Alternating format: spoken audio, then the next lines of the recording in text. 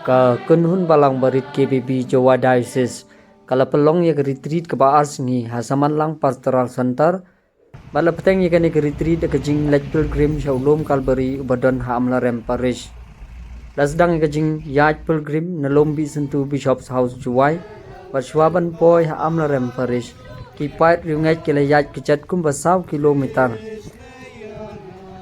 Andala Poi Hazim Jingsuk Parish Amlarem la pelong ya kajing yal enti ding phna hak babun ki para bangai pat kila yal badem khosiu halor ki mau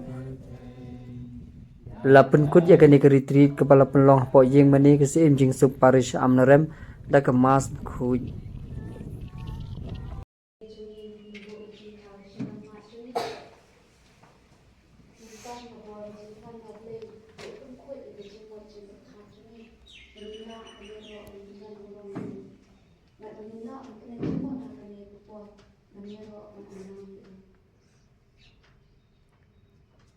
Minggu ini akhirnya situ ni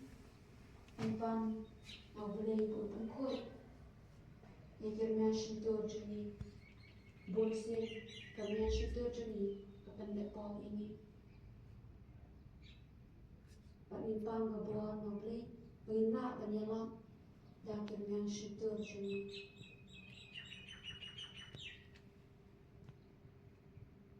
minggu ini situ ni akhirnya ikut kepada yang boleh berulang pensiun besar kerana kondisi ini memang tiap pajangan yang boleh minum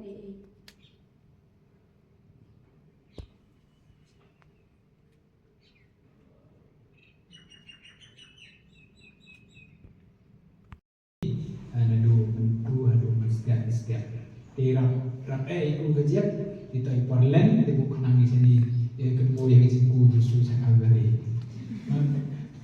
justru guru kalberi de mana ipar waktu wahiyar ni kedua yang justru mana ipar waktu bi waktu tumpang bi kejati kedua yang justru mana ipar wahiyar ni kerbaik mat kesuri kedua yang justru